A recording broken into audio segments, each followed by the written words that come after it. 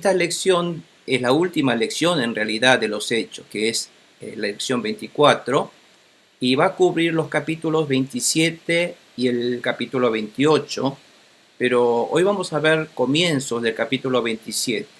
Vamos a hoy ir un poquito lento, detenernos para ver minuciosamente el último viaje que va a hacer Pablo. Por eso vamos a ir un poquito despacito hoy. La lección de hoy se titula Pablo predicó en Roma. Finalmente Pablo predicará en Roma. Bueno, el versículo central es Hechos 30-31, donde dice: durante 2 años completos permaneció Pablo en la casa que tenía alquilada, esto es en Roma, y recibía a todos los que iban a verlo libremente, y predicaba el reino de Dios y enseñaba acerca del Señor Jesucristo sin impedimento y sin temor alguno. Gloria a Dios. Y eso es lo que el Señor llevó a Pablo a hacerlo, a predicar el Evangelio de nuestro Señor Jesucristo en el corazón del mundo de esa época, de la época antigua, donde el imperio de Roma, el corazón estaba justamente en Roma, y es justamente de allí Pablo empieza a predicar los mensajes. Haciendo una breve introducción, hemos visto que el procurador o el gobernador Festo, luego de escuchar el consejo del rey judío Agripa, que es el Agripa II, dijimos que es el que vimos, decide enviar Pablo a Roma finalmente, y esto es en el año 60 después de Cristo, lo cual también es luego de 2 años de estar encarcelado. Pero estar encarcelado para Pablo era algo beneficioso, ¿se acuerdan? Porque de esa manera él estaba protegido por los soldados romanos en Cesarea, donde estaban todo el gobierno de Roma en Judea, y esto hizo que los romanos protegieran a Pablo contra todo tipo de atentados contra Pablo. Así que Pablo estaba, si bien encarcelado, pero tenía su grado de libertad, en realidad una protección, donde podía recibir a cualquier visita, podía ver sus amigos, sus hermanos en Cristo. Así que no era en realidad un encarcelamiento, era una protección más bien. Y en la lección de hoy veremos el viaje de Pablo a Roma, también veremos el naufragio del barco a Roma.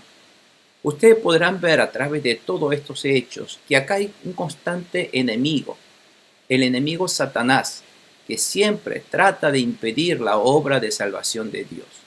Porque Pablo quiere llevar el mensaje de salvación y este enemigo Satanás no quiere, porque sabe que gracias a Pablo todo el mundo gentil, incluimos nosotros, vamos a recibir ese mensaje del glorioso Mesías, quien es nuestro Señor Jesucristo.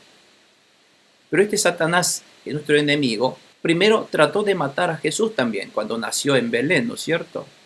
Y hoy veremos que también trató de matar a Pablo de diferentes maneras, con una gran tormenta y también enviando una serpiente venenosa que lo ha mordido, pero ninguno de estos intentos de Satanás, Pablo murió, sino finalmente llegó a Roma y la obra de Dios continúa.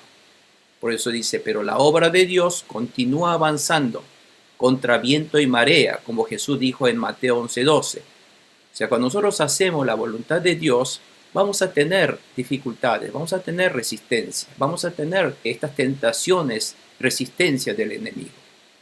Siempre va a haber. Existiendo este enemigo Satanás en nuestra vida de creyente, amados hermanos, siempre va a haber resistencia, obra del enemigo que nos quiere impedir, nos hace la vida difícil, nos quiere persuadir, nos quiere tirar para el otro lado, que quiere Dios, en fin. En este mundo no podemos decir que no va a haber tentación del enemigo. Siempre va a haber tentación del enemigo. El enemigo porque está por doquier, está siempre tentándonos. Hasta Jesús fue tentado. Así que ¿quiénes somos nosotros para no ser tentados, no es cierto? O sea, las tentaciones, las resistencias, siempre están. Pero lo que nos importa es que nosotros podemos salir adelante de ese viento y marea en contra nuestra. Porque tenemos a nuestro Dios Todopoderoso que nos guía, que nos ayuda para salir adelante, superando todas esas resistencias. Por lo tanto, cuando tenemos ese tipo de viento y marea, no nos asustamos, siempre confiamos. Sabemos que Jesús nos mostró que hay un nombre poderoso que nos ha dado a los hijos de Dios, que es el nombre de Jesucristo, que con ese nombre podemos calmar vientos y olas, podemos echar demonios, podemos sanar enfermedades, podemos echar esa montaña que está en nuestra vida, echar fuera, échate al mar, y nosotros vamos a seguir adelante, navegando. Entonces, esta lección un poco nos muestra la hazaña que Pablo va a avanzar hacia Roma para hacer la voluntad de Dios, y cuando quiere hacer la voluntad de Dios en la vida del cristiano, siempre va a haber resistencia, siempre, pero vamos a superar esa resistencia, vamos a calmarlos, vamos a echarlos de nuestros pasos. Ese es un poco el centro de lo que nos muestra esta lección.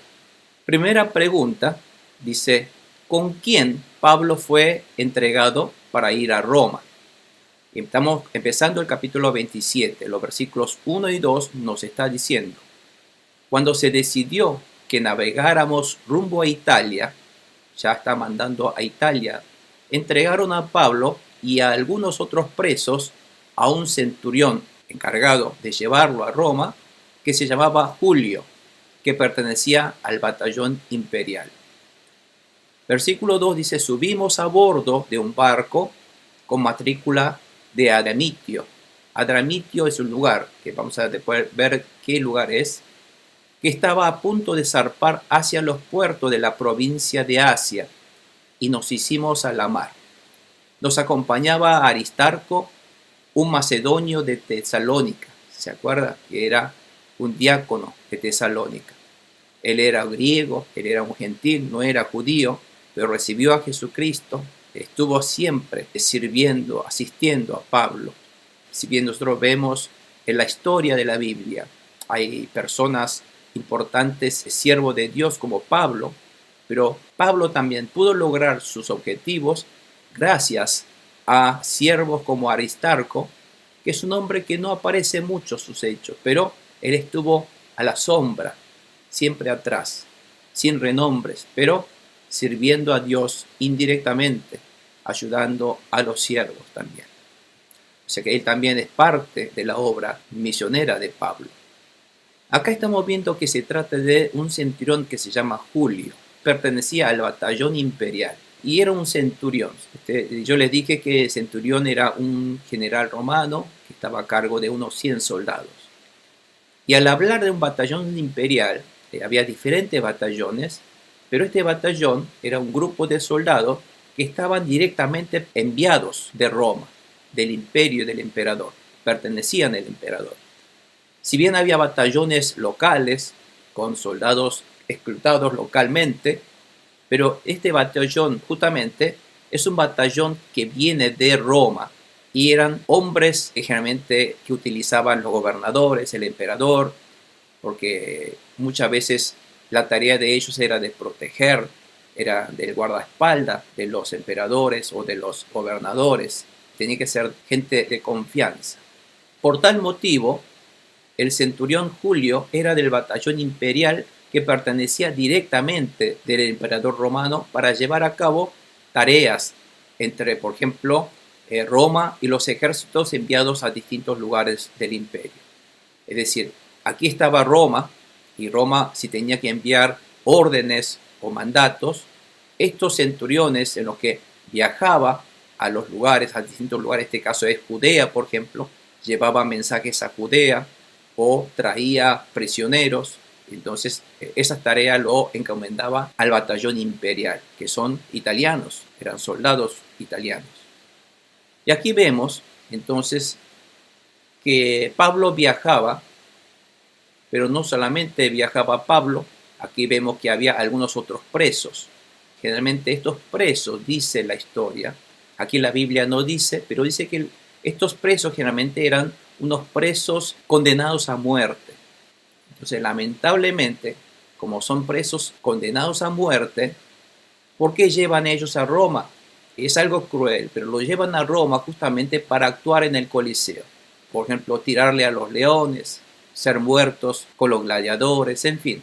Estos presos los llevaban para justamente matarlos en el Coliseo y hacer un espectáculo con el público romano. Por eso lo llevaban. Estos presos con Pablo era totalmente diferente. Después van a ver que le daban otro trato a Pablo, no era igual que a estos presos. Y cuando vemos el versículo 2, empieza narrando: subimos a bordo de un barco con matrícula de Adramitio. ¿No lo hemos visto esto en alguna parte? Nosotros cuando vimos anteriormente en algunas partes de Hechos, siempre dijimos subimos, cruzamos. Cuando nosotros vimos la introducción de los Hechos, si se perdieron pueden ir a ver en nuestro canal. O sea, ¿quién escribió los Hechos? ¿Se acuerdan quién fue el autor de los Hechos? Fue Lucas, aquel que escribió el Evangelio de Lucas. Lucas escribió los Hechos, habíamos visto. Y cuando Lucas escribe los Hechos, empieza diciendo subimos. Cuando él dice subimos, ahí también está incluyendo que Lucas, él también está viajando en este barco. Por lo cual, Pablo no viajaba solo, sino con esto nos vamos a dar cuenta que también viajaba Lucas. Por eso en este versículo 2, Lucas vuelve a escribir en plural, luego de 2 años. ¿Se acuerda cuando en el capítulo 12, versículo 1 al 18, cuando cruzaban a Macedonia, decía Lucas también, cruzamos hacia Macedonia, como diciendo que él también se incluía en ese viaje. Nosotros en el capítulo 26, poco antes, él no se incluía en la narración. ¿Por qué? Porque no estaba él encarcelado con Pablo, pero visitaba a Pablo. Porque Pablo, ya después de tantos golpes que recibió durante viajes, él ya estaba debilitado mucho. Y Lucas, que era un médico, fue un médico que siempre le atendió a Pablo. Siempre le acompañó, le preparaba medicamentos, porque el cuerpo de Pablo tenía dolencias. Entonces Lucas, como médico personal, y como Aristarco, como su asistente personal, 2 personas están acompañando a Pablo en este viaje, guiado por el centurión, por supuesto. Por lo tanto, después de estos 2 años, que la última vez que él habló, que estaba incluido, fue en el capítulo 12, 1 al 18, pero después de estos 2 años del periodo de aprehensión de Pablo, que estuvo en la cárcel en Cesarea, que también lo podemos ver en el capítulo 28, el próximo 16 también, que él sigue hablando en plural, lo cual significa que en todo este viaje a Roma lo acompañó Lucas y Aristarco, lo cual nos insinúa que Lucas también lo está acompañando en este viaje junto con Aristarco.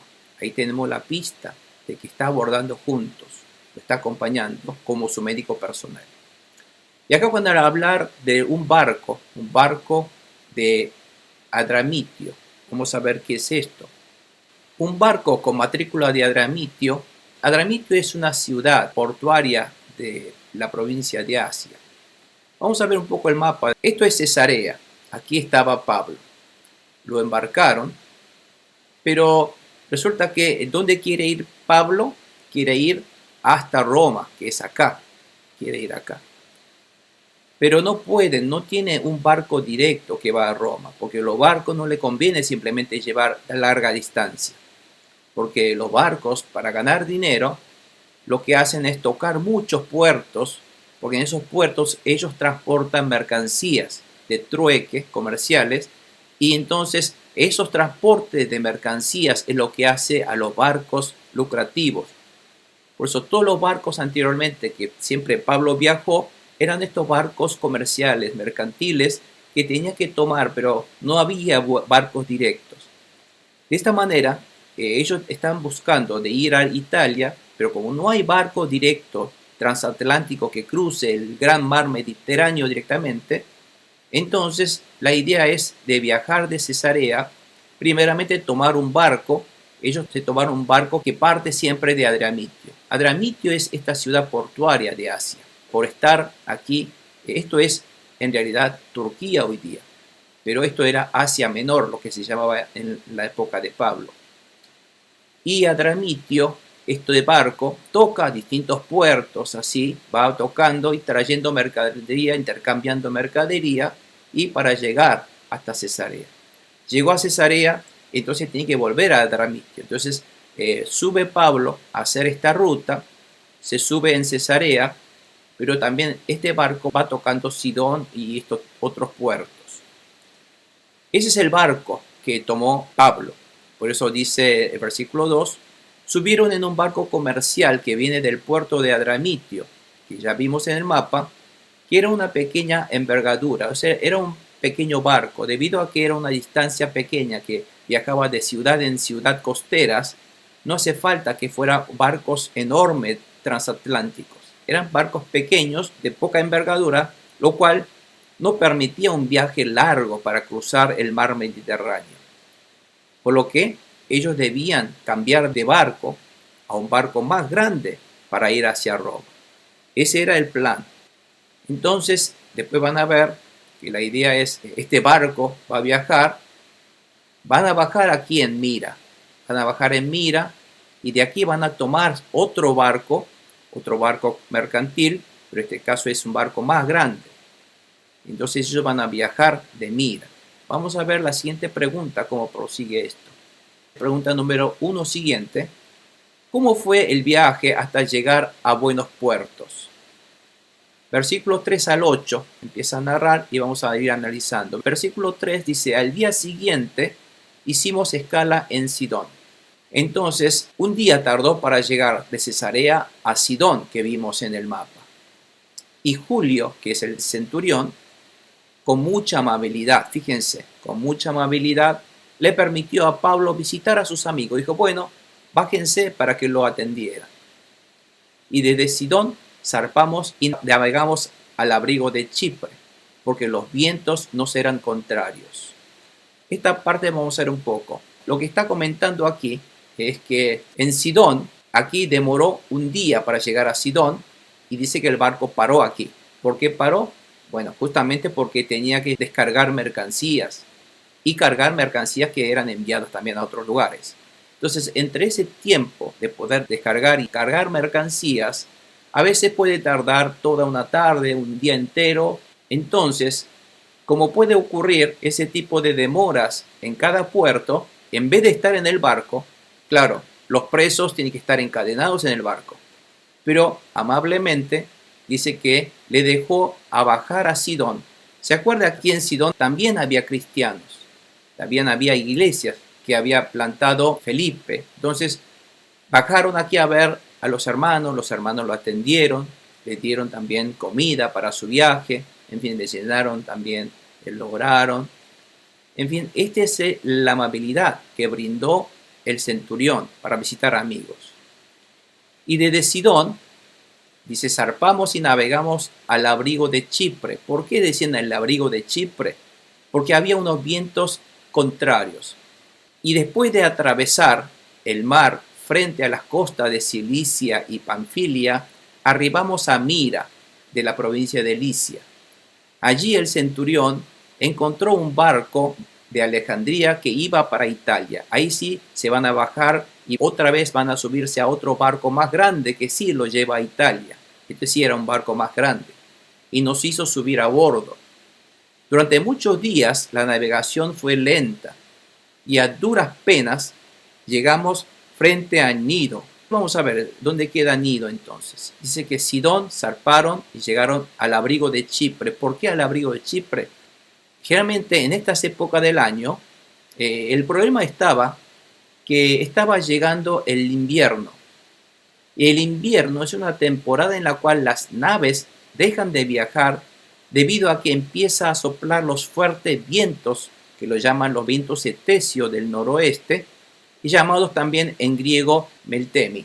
Este viento que viene del noroeste es un viento fuerte, constante, lo cual les impide porque es un viento en proa del barco.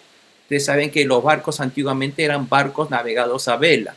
Lo mejor es que el viento esté en la popa, atrás del barco, para que lo empuje a la dirección que quiera ir. Pero cuando el viento viene en proa, en contra, es difícil viajar a ese lugar. Lo que tiene que hacer es esquivar, ir zigzagueando, pero además cuando ese viento es constante, le cuesta viajar. Por lo tanto, en esa época de estos vientos en contra, en los tiempos de la temporada del Meltemi, dicen que los barcos no viajan, no hay barco.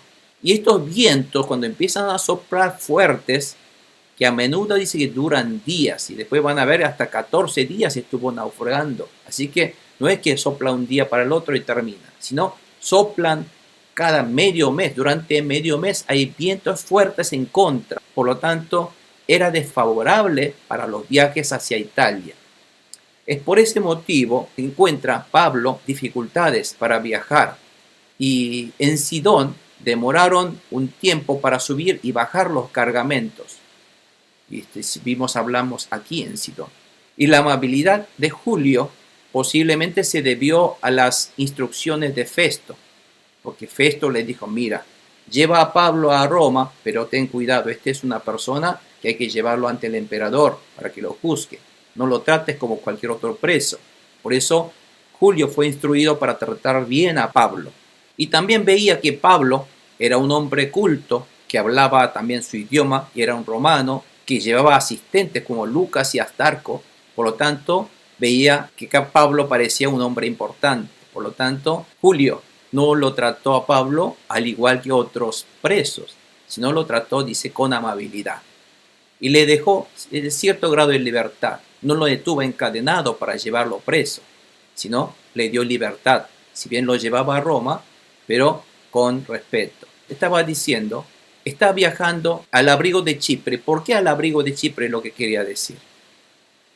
Porque como esta es la época donde el viento empieza a soplar en esta dirección. Fíjense que el viento sopla en esta dirección.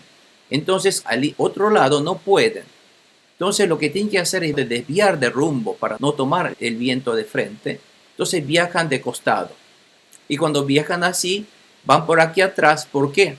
Porque la isla de Chipre le hace como de un resguardo para un poco esos vientos. Entonces el ir por acá sería en contra. Es muy difícil navegar, no van a poder avanzar. Pero si van un poco por atrás de Chipre, donde gracias a Chipre los vientos serán poco parados por la isla de Chipre, ellos pueden navegar tranquilamente un poco por atrás, lento, pero van navegando. Y esa dificultad está hablando. O sea que la ida de Pablo a Roma encontró mucha resistencia, dificultades. En este caso, por ejemplo, de los vientos, por ejemplo. Y vamos a ver cómo continúa esto. Los vientos eran contrarios y después de atravesar el mar frente a las costas de Cilicia y Panfilia, arribaron en Mira de Cilicia. Vamos a ver ahí donde cambiaron de barco. Entonces el barco, dice Pablo, está viajando por aquí, por la costa de Cilicia, por la costa de Panfilia, y pasa por adelante, llega a la provincia de Licia, donde el puerto era el puerto de Mira.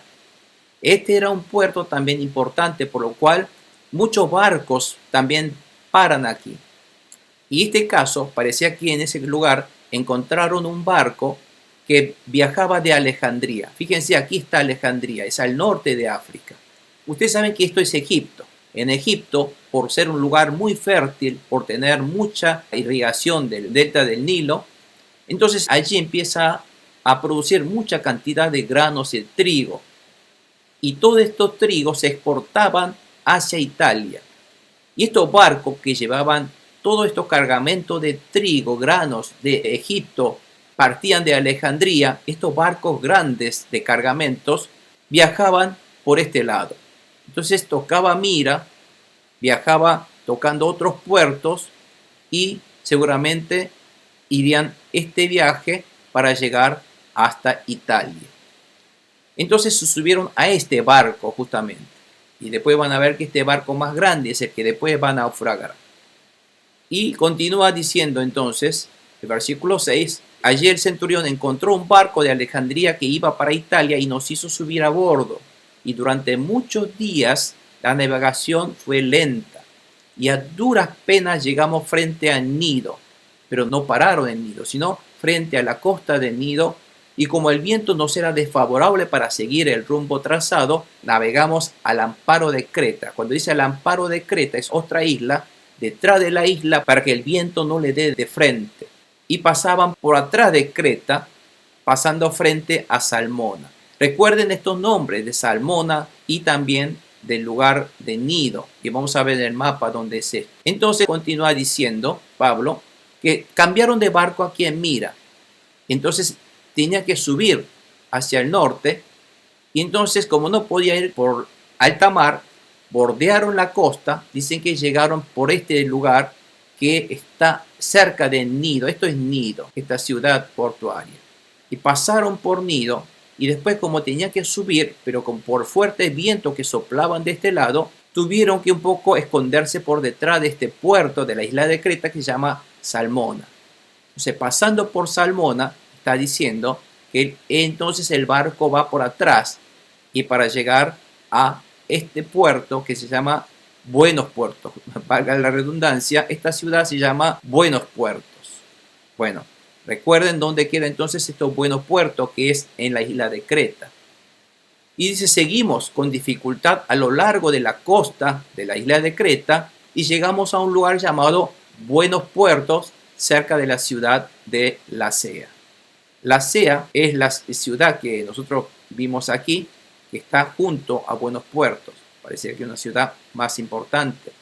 Por eso está diciendo que llegó a Buenos Puertos.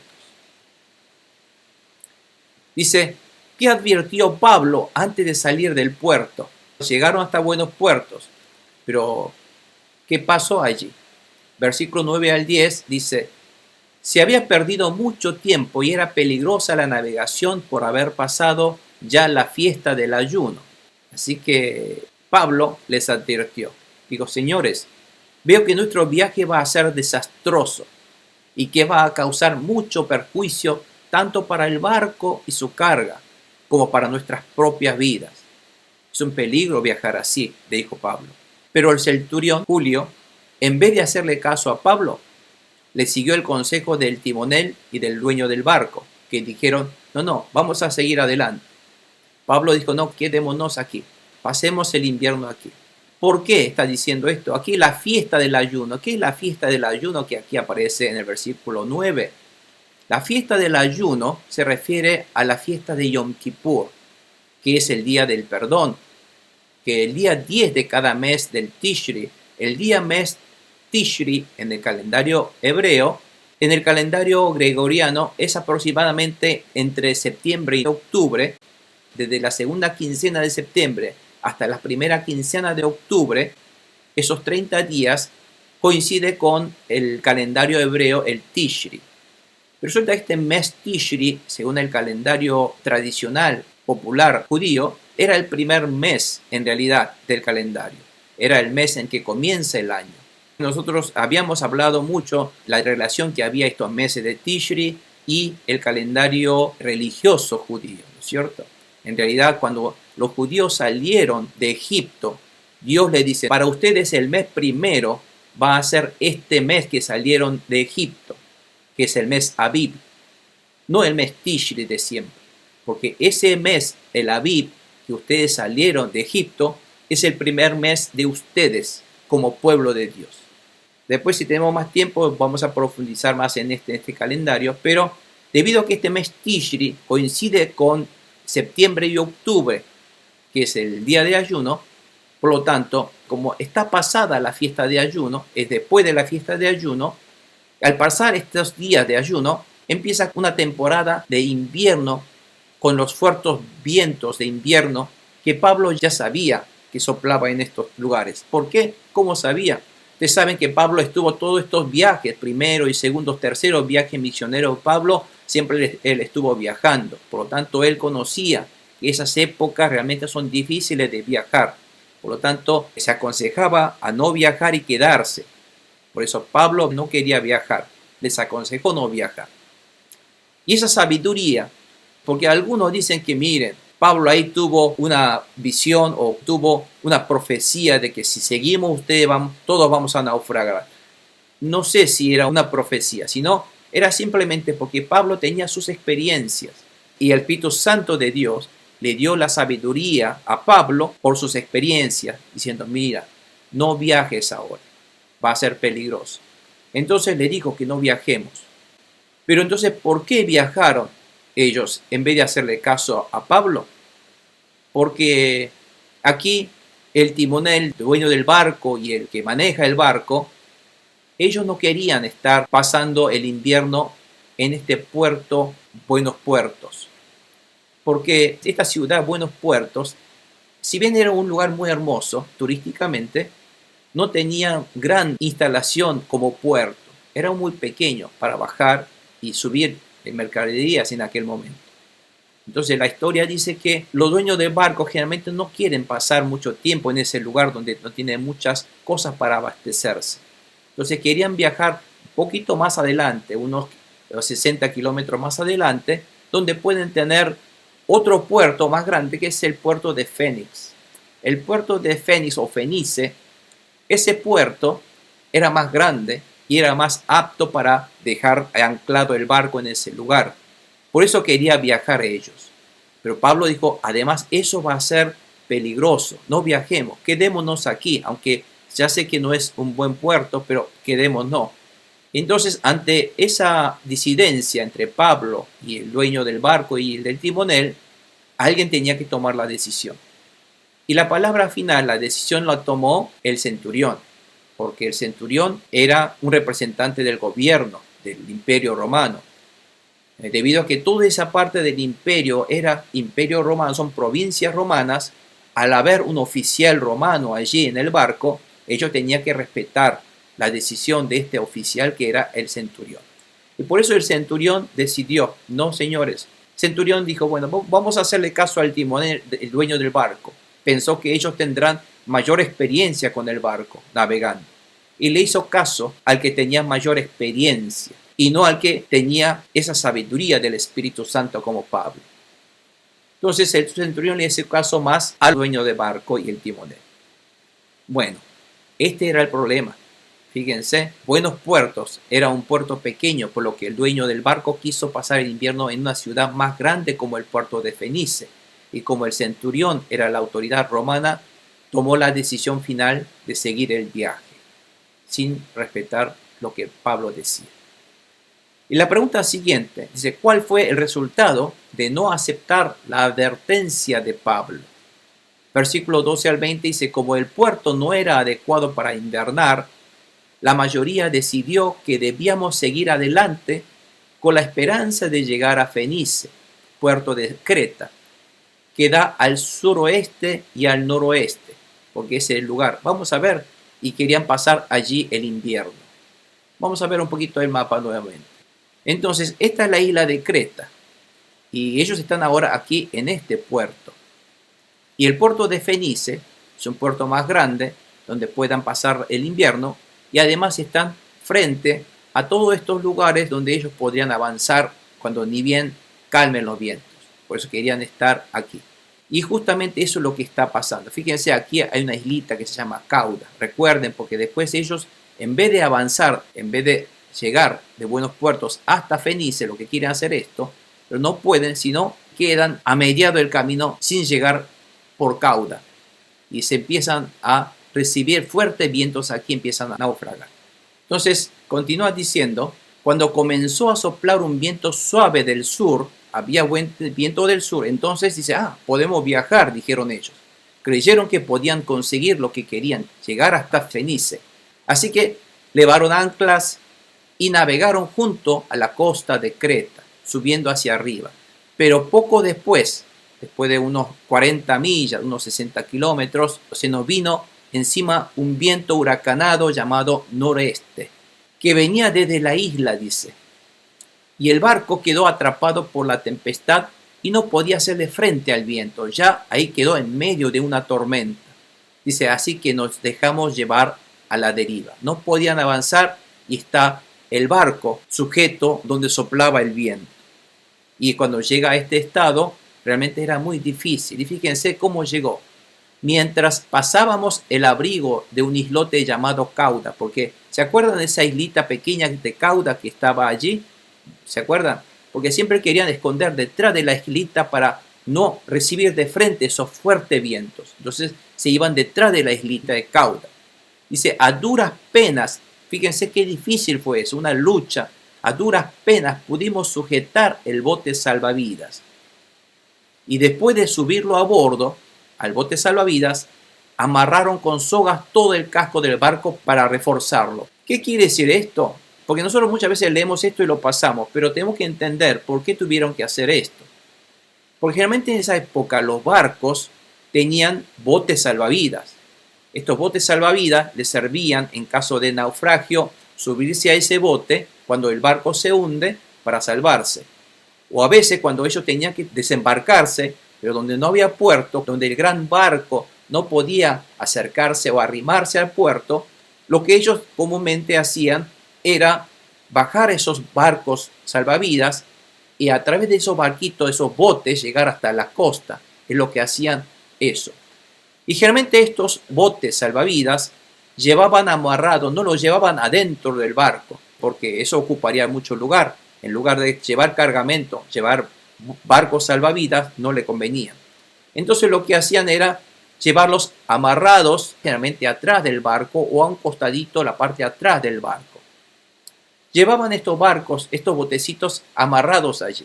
Pero como esos botes estaban así amarrados, con estos fuertes vientos y olas, ¿sabe qué pasó? Estas olas del agua del mar empezó a llenar esos botes que estaban amarrados. Entonces, si se llenan de agua esos botes, es un gran peso que está dando al barco.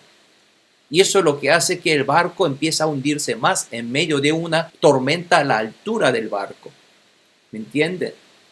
Por eso es un gran peligro. Lo que tuvieron que hacer por eso, tuvieron que subir esos botes a bordo, tirar todo el agua para aliviar el peso del barco.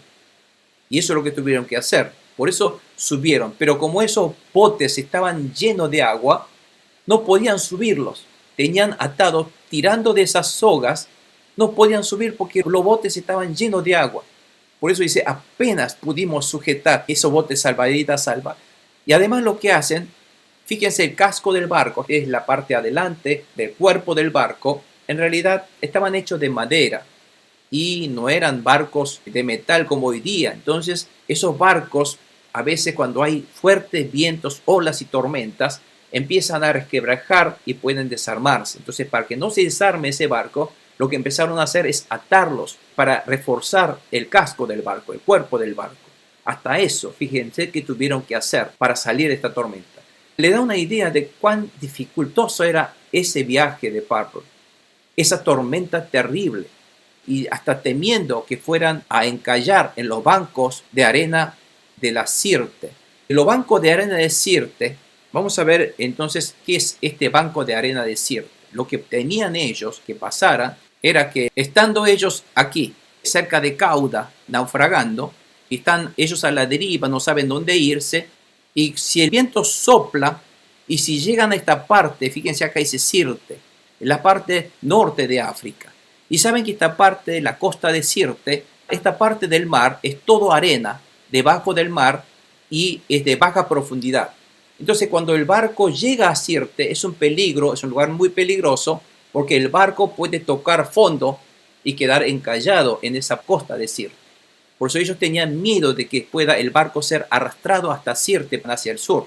Entonces, este miedo de que lo llevaran hasta Sirte, lo que querían hacer es tratar de amarrar el barco en algún lado.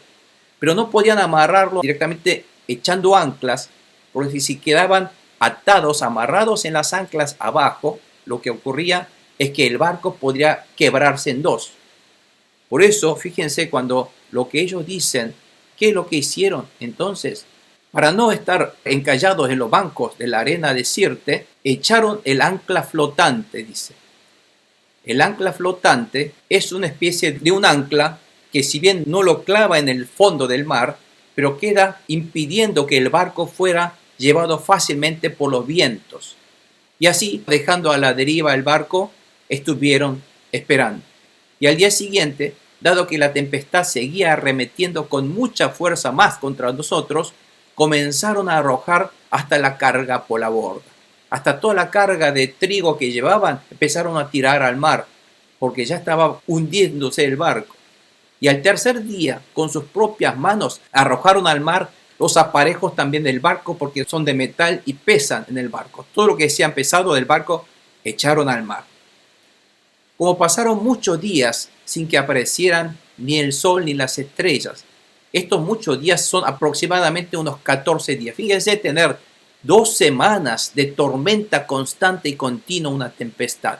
Y seguía arreciando. Entonces perdimos al fin toda esperanza de salvarnos. Ya no tenía más esperanza de cómo salvarse. Y aquí vamos a morir todos, dijeron. Al navegar con suave viento unos 40 millas al abrigo de Cauda, empezó a soplar el viento huracanado Euroclidón. Euroclidón era el nombre que le daba a ese huracán, que también lo llamaban al noreste, que venía de la isla de Creta. En realidad, este viento no venía de la isla de Creta, sino fíjense que debido a que el viento soplaba del noreste, este viento chocaba con las montañas que estaban en la isla de Creta y se dividía en dos, produciendo fuertes turbulencias circulares que hace que los barcos no puedan avanzar y quedar a la deriva. En el mapa, más o menos lo que ha pasado es esto. Como los vientos empiezan a soplar del noreste, empieza a soplar así. Y como en Creta, aquí hay una montaña, estos vientos, cuando llega a la isla de Creta, empiezan a partir en dos, empiezan a dividirse y empiezan a formar unos remolinos así. Entonces, estos remolinos es que justamente estaba tocando. Por eso decían que estos vientos venían de la isla, no venían de la isla, sino eran divididos por la isla y empezaban a soplar así los vientos y hacían naufragar. Entonces, este es el huracán que afectó al barco de Pablo, es lo que está explicando la Biblia. Entonces, al tercer día, con sus propias manos, tiraron todo del barco. No había esperanza de ser salvos. Y la pregunta es cuál fue el resultado de no aceptar la advertencia de Pablo. Y con esto terminamos hoy. Dice, al no aceptar la advertencia de Pablo, que es un hombre guiado por el Espíritu Santo, el resultado es de perder al fin toda esperanza de salvarse.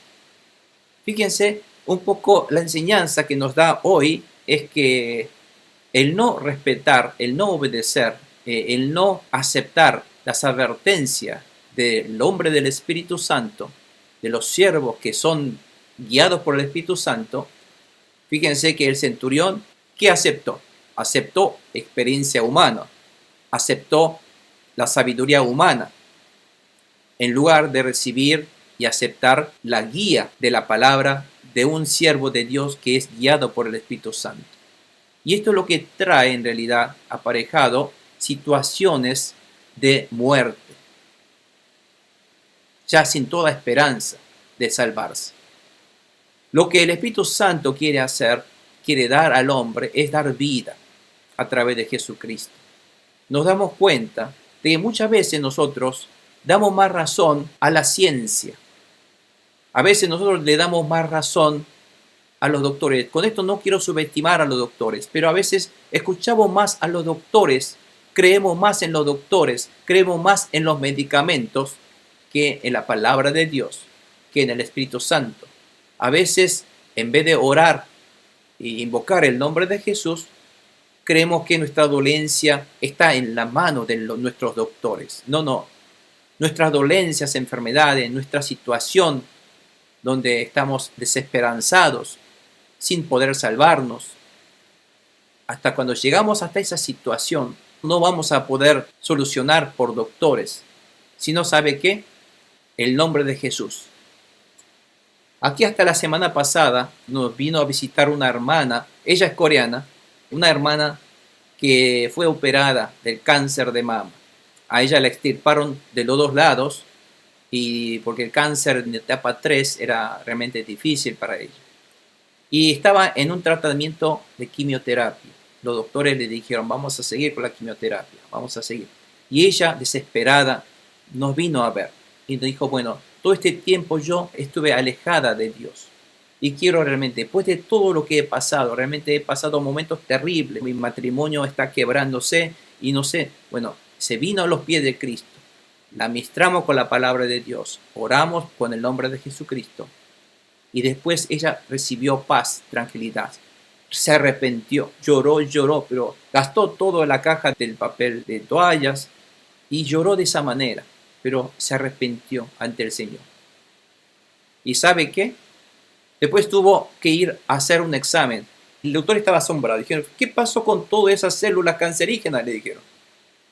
Desaparecieron todas, saltando, alabando a Dios. Dijeron, no quedó nada de esas células, le dijeron. Y ella totalmente agradecida con Dios.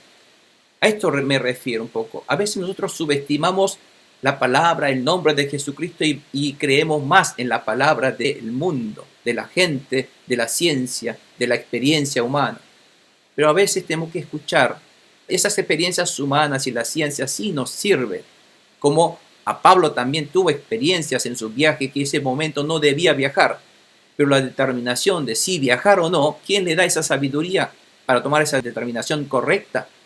Las decisiones correctas nos da el Espíritu Santo, la sabiduría. Amén, hermanos.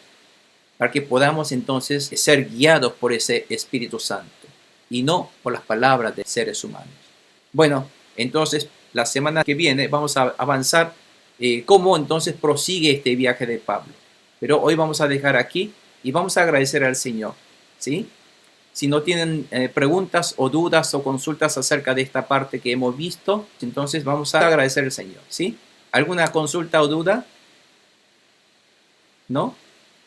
Bueno, vamos a cerrar nuestros ojos y decimos al Señor, Dios Todopoderoso, Señor Jesucristo, Señor Todopoderoso, venimos ante tu presencia, nos postramos delante de tu nombre y decimos, Señor, que tú eres el Dios Rey que vive en nuestra vida y que tú reinas en este hermoso reino de Dios espiritual que está aquí entre nosotros, Señor. Haz que seamos siervos tuyos, cristianos verdaderos, guiados por el Espíritu Santo como Pablo fue, y tomemos en nuestra vida toda decisión acorde a tu voluntad, Señor, y que podamos ser hijos tuyos verdaderos, que toda decisión tomada sea para glorificarte, Señor. No para poder agradar hombres, seres humanos, sino para agradarte a ti, mi Dios. Y queremos que nos dé esa sabiduría, que nos llene de la unción del Espíritu Santo, que seamos hombres obedientes al Espíritu Santo. En el nombre de Jesús, Señor, te pedimos. Gracias. Amén. Amén.